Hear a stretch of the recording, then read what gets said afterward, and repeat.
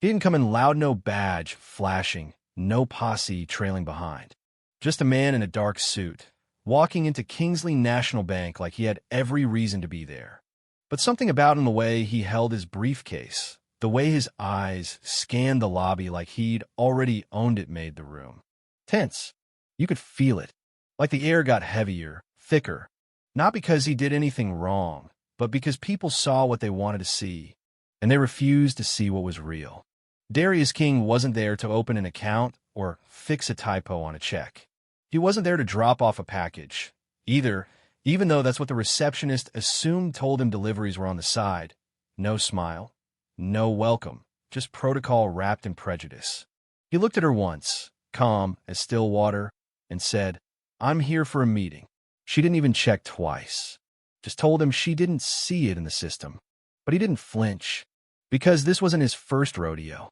What she didn't know, what nobody in that lobby knew, was that Darius King was about to buy the damn place. The meeting was real. The documents were real. The confirmation email from the senior VP herself, real as the marble under his shoes.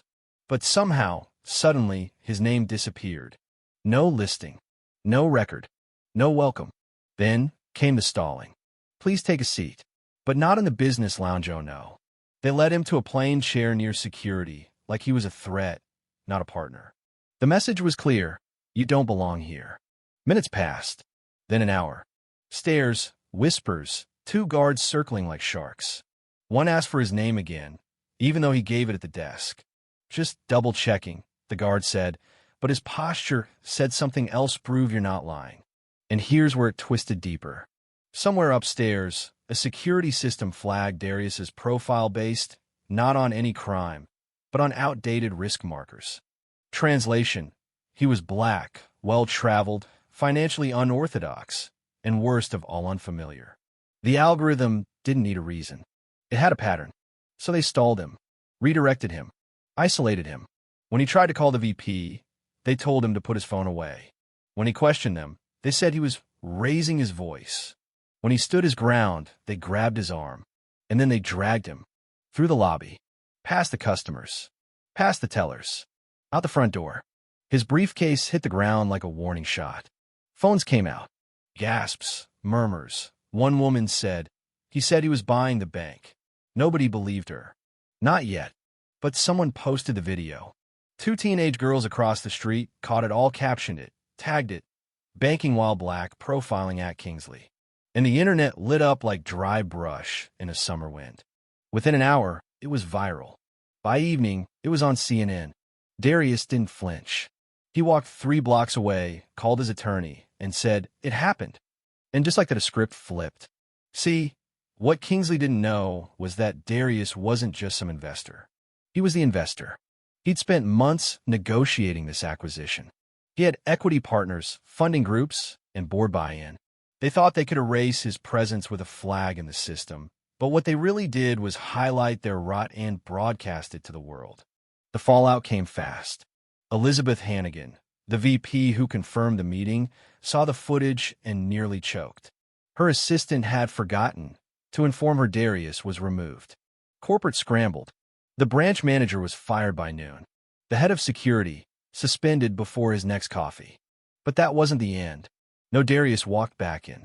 Same lobby, same suit. But this time, he wasn't alone. Dana Whitaker, regional director with the power to hire and fire half the East Coast, walked beside him. "You don't apologize in silence," she said. "You walk in loud." And they did. A press conference, a disciplinary hearing, a full investigation. Darius sat at the head of the boardroom table and said, "This isn't just about a calendar glitch. It's about culture." He demanded names, policy changes, transparency. They gave it. And still, he said, not enough. He didn't want vengeance. He wanted structure, retraining, reforms, mentorship programs, quarterly impact sessions where staff heard real stories from people they'd once dismissed. Darius turned the bank into a blueprint, the model of equitable finance. Other banks followed. Articles called it a renaissance. But the moment that stuck with him most wasn't viral. It was quieter. Almost a year later, a young teller leaned over to a nervous immigrant couple and helped them open their first account. No assumptions, no rush, just welcome. Behind her, a security guard, once too silent, now trained youth from the community on financial literacy. And the receptionist, the one who told him to use the side entrance, she went through training, apologized in person, and now she mentors others on implicit bias. That's what change looks like. Not press releases, not forced apologies. Behavior. Outside, a new plaque hung near the front door. It read, "The Darius King Equity Center, founded on June 11th because justice requires memory."